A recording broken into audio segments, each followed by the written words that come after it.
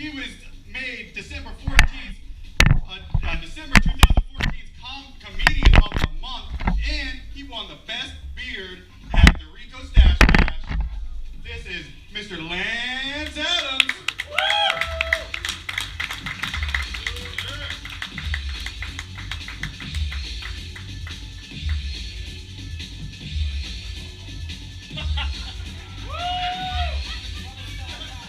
That's how you get laughs. You deep throat a beer. Okay, whatever works. I'm not afraid. Thank you all for coming out. It's kind of a nice little intimate setting here. I will get personal with you folks. I have reached a very awkward stage in my life, and I'm not real sure how to feel about it. I have reached the point where my beard is officially longer than my penis. Yeah. And that brings with it a whole bag of mixed emotions. See, on one hand, I am pretty damn proud of my beard. On the other, fairly disappointed with my penis. Yeah. But, yeah, to be honest, as I get closer to that great finish line of the race of life, I know there's a dark horse coming down that final stretch. And it's just going to end up my balls in a winner's circle anyway. So I got that to look forward to. As you can tell by looking at me, I'm a bit of a redneck guy. You don't have to act surprised. I knew. Right? I own a mirror. I cultivated this look. I'm fully aware I look like the kind of guy that'd rape you in the back of a van. I mean, let's be honest. If we took a poll in here right now, I would get voted most likely to recite Skinner lyrics during a eulogy. And I'm okay with that. But what this teddy bear of a facade doesn't always give away is I'm a bit of a dork. Big fucking nerd. D&D playing, Weird Al listening nerd. I'm not the only one, because clearly there are other comics here tonight. But being kind of a redneck nerd, you get some odd combos of things. Like my personal favorite, I'm a huge Star Wars fan. That's my all-time favorite. Yeah. Anybody else? Yeah. Right? Awesome. Awesome. We'll give equal time. Star Trek fans? Excellent. Nobody wants to hear what you have to say anyway. And being kind of a redneck Star Wars fan, I'm a big Han Solo guy. Right? Because he's like the redneck in Star Wars, right? He's like Burt Reynolds meets Buck Rogers. He's the coolest motherfucker in the galaxy. Maybe everybody's a Han Solo guy. I don't know. Maybe some of you guys are into that limp dick sister fucker Luke, but I'm a Han guy. And, I mean, he's cool. He's out cruising the galaxy in his hot rod, stopping at space biker bars with his Mexican buddy Chewie. And as I get older, though, and I, introduce him to my kids, and I tie my wife down and make her watch him, it occurs to me he's not actually the real redneck in Star Wars. Turns out, it's Darth Vader. I know, you're not on board yet. Hang on, I'll get us there. Here's the definitive list of how you know that Darth Vader is actually the redneck in Star Wars. Number 1, inappropriately wears black leather year-round. Something we rednecks love to do. I can't explain it, just something we're into. Number 2, this one's important. Wife beater, 2 abandoned kids. It's a big check mark. That's a guarantee. That's mandatory. Yeah. We mentioned the Millennium Falcon and Han. Let's break it down ride per ride. Yeah, the Millennium Falcon's fucking like the Trans Am of the galaxy. All it's missing is fuzzy dice and truck nuts.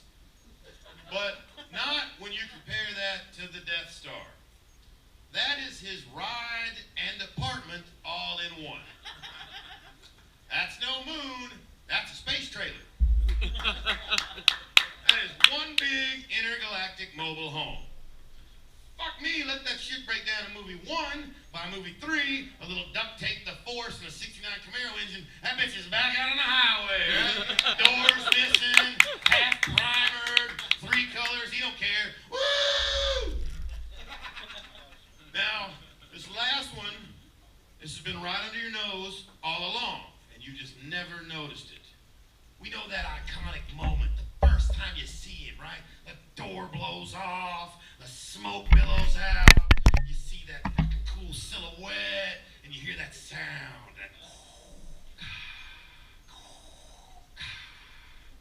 You ever took a good look at that helmet? That motherfucker is a mullet. Yeah, fuck. They call that a Tatooine waterfall, right? Welcome to the dark side, my ass. Welcome to the dirt side, the Joe Dirt side. That is Jedi in the front, Sith in the back. Anyway, you cut that shit. Yeah, that's 100% true. I'm not gonna play that stupid comedian game where I go, you guys all got Facebook? I know you do. 90% of you are friends with me there. So, and we all got it. But there's this thing going around Facebook that pisses me the fuck off. Have you guys seen this grits debate going on lately? Fuck that shit. Pisses me the hell off. There's this whole debate going on telling you how to eat yours, right? And it is just a fucking microcosm of politics in this country. There are two basic camps. There's the sugar butter people, there's the salt pepper people, and then you got those cheese libertarians in the middle that kind of vote both sides. And I'm real sick of this shit because it's pure hypocrisy, just fucking hypocritical bullshit. Because the same people telling you, you can't eat yours that way, are the same people that tell you, you gotta love everybody and support their choices and let them pee where they want to, right? Well, fuck a bunch of that shit. I'm gonna end this shit right now.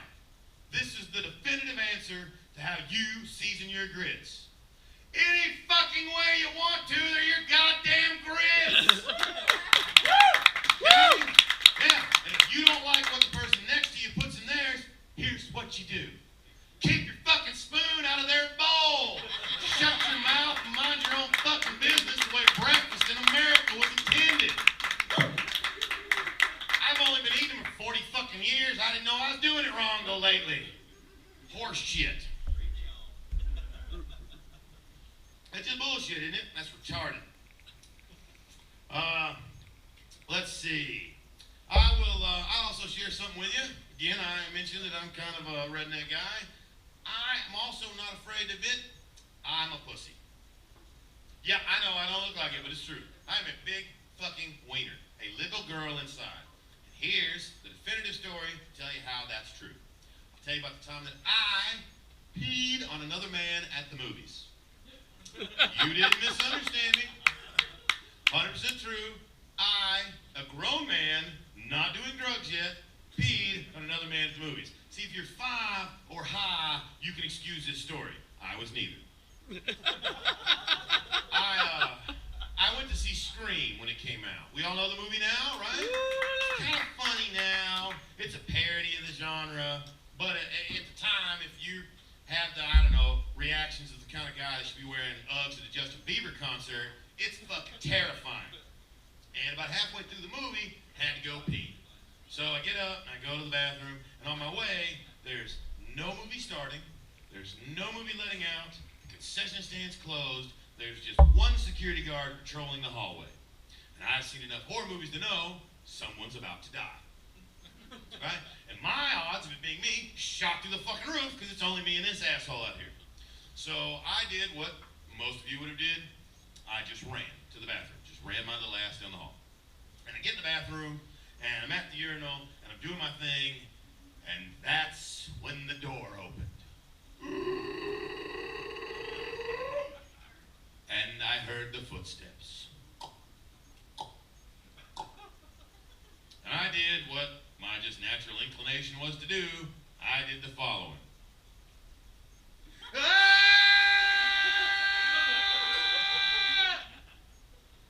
And there was the most bewildered look you can imagine another human face to make.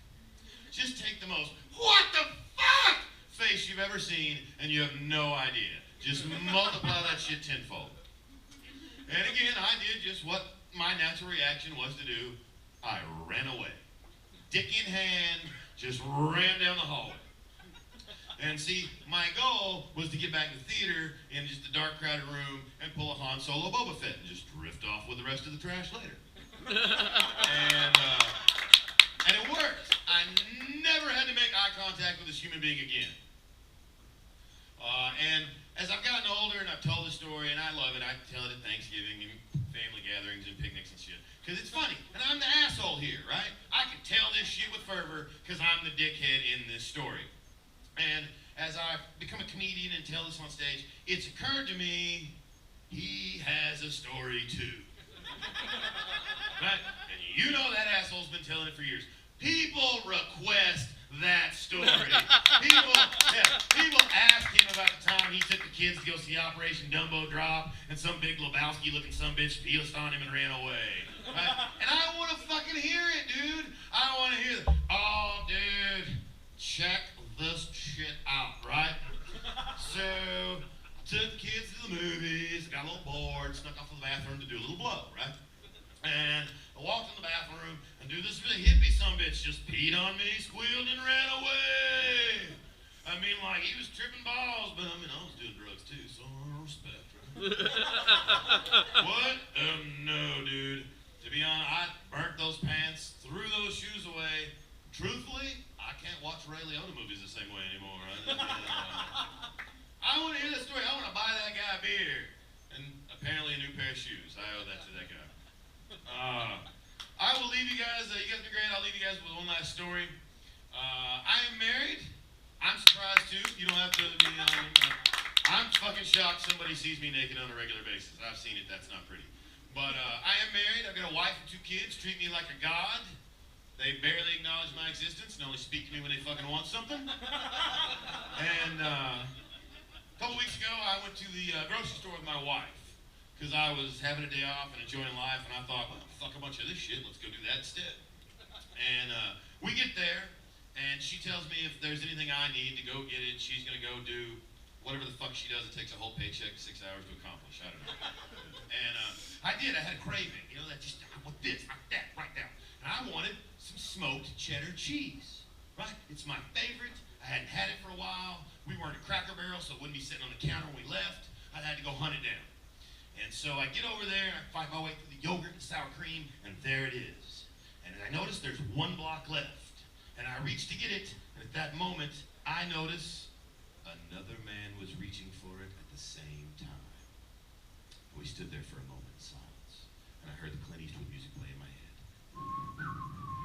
Wah, wah, wah. And I thought, what are we going to do? How are we going to solve this? We're going to have a dance-off? We're going to fly Snake Canyon? We're going to become best friends and split it? What are we going to do? And as I wondered, he broke the silence with the following phrase. He said, "You cheddar not touch that cheese." Oh, okay, motherfucker. Is that how we're going to do this? Is that how we're going to solve this whole cheese debacle? We're going to have a pun fight? Okay, I'll pun fight your ass. I'm not afraid. Okay, let's do this. I said, "Swiss don't concern you, man. Turn around and walk away." Yeah. Oh, he was so excited. Fucking his face lit up like a dog with Down syndrome seeing a squirrel for the first time, right? He was so excited. Somebody was finally willing to pun fight this asshole. Because you know he's thrown down that gauntlet before, right? Only to have the other person look at him like he should have a helmet and a state-sponsored elderly black lady with him in public at all times. And he didn't miss a beat, though. He was ready. He said, "Don't make Bree angry. You wouldn't like Bree when I'm angry." Ooh! Another nerd. All right, comic book references, pop culture galore. I could be fucked here.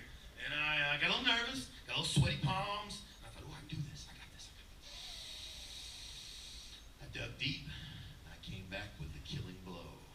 I said, "Look, Bob, I'm the bath at what I do. And what I do, thinking it very nice."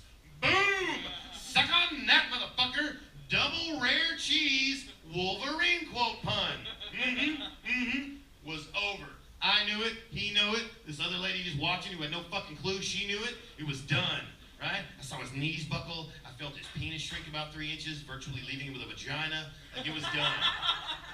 And about the time I went to claim my victory cheese, my spoils of war. See, that's a mole joke. Most cheese is spoiled milk. Anyway, so about the time I was going to claim my victory cheese, out of nowhere, my wife appeared and said the following. "What the fuck are you doing? 2 grown men fighting over cheese in the grocery store like 2 kids fighting over the last shovel in a sandbox? Get your shit together, let's go. I got kids screaming, ice cream melting, and The Walking Dead's on in 20 minutes. Move your ass!" was stunned. I didn't know what to do. He did. He gave me the finger, grabbed my cheese, and disappeared into the frozen pizzas. And as I accepted defeat, hung my head, and staggered back to my miserable life, it occurred to me, I've heard it all my life, but this was the moment it was hammered home. Never bring a wife to a pun fight. Thank y'all very much. I appreciate it. I'm Lance Adams. Let's get William back up here. Y'all have been awesome!